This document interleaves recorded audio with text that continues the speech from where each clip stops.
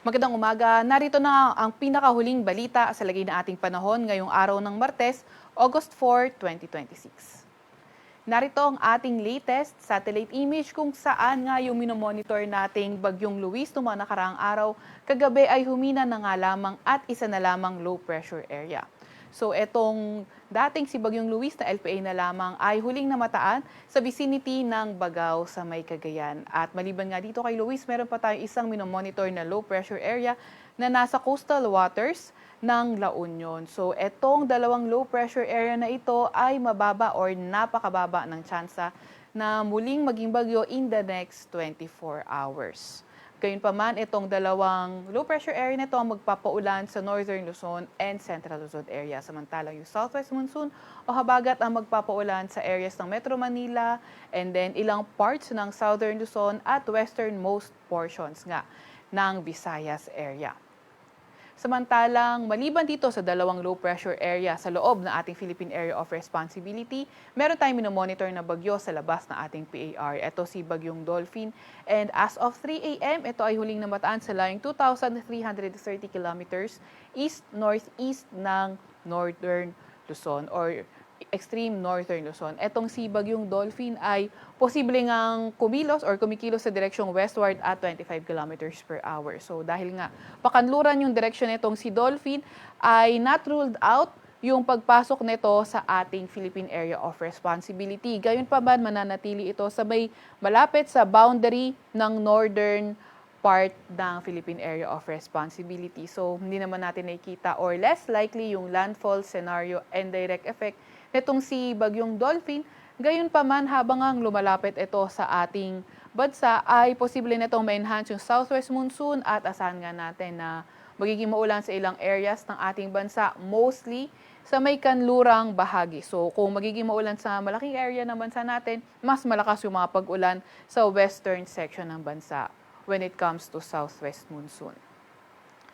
And dahil nga sa epekto netong low pressure area at southwest monsoon, mayroon tayong nilalabas sa weather advisory updated kanina alas 5 ng umaga kung saan 100 to 200 millimeters na mga pag-ulan ang posible sa may Zambales at Bataan. Kapag 100 to 200 millimeters yung mga pag-ulan, yung mga flooding, posible sa urbanized, low-lying near rivers at landslide sa mga highly to moderate to highly susceptible areas.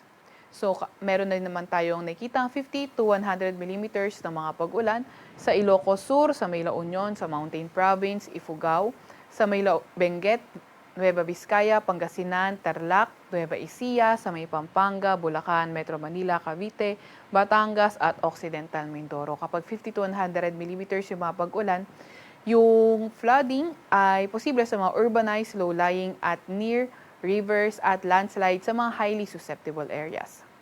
By tomorrow naman, 50 to 100 millimeters na mga pag-ulan yung inaasahan natin sa Ilocos Norte, Ilocos Sur, sa may La Union, Benguet, Pangasinan, Zambales, Tarlac, Nueva Ecija, Pampanga, Bataan, dito rin sa may Batangas at Occidental Mindoro. At pagdating ng Thursday, 50 to 100 millimeters na mga pag-ulan na inaasahan sa Ilocos Sur, La Union, Benguet, Pangasinan, Zambales, Bataan, Pampanga, Occidental Mindoro at Antique.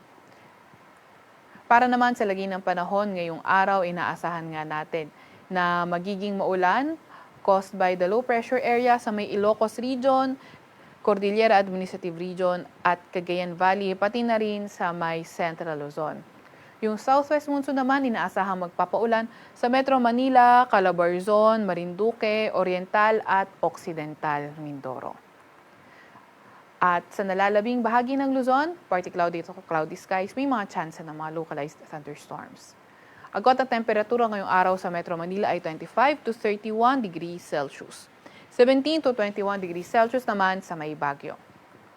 Agwat ang temperatura ngayong araw sa Puerto Princesa at Calayan Islands ay 25 to 33 degrees Celsius. Para naman sa lagay ng panahon sa Visayas at Mindanao, inaasahan nga natin sa may lugar ng Antique, Iloilo at Guimaras magpapaulan ang southwest monsoon o habagat kung saan naman sa nalalabing bahagi ng Visayas and Mindanao area, partly cloudy to cloudy skies at may mga tsansa ng mga localized thunderstorms. So inaasahan nga natin na mas maulang area yung nasa western section ng mga cloudy nga po natin and sa the rest of the area is posible yung makulimlim na panahon.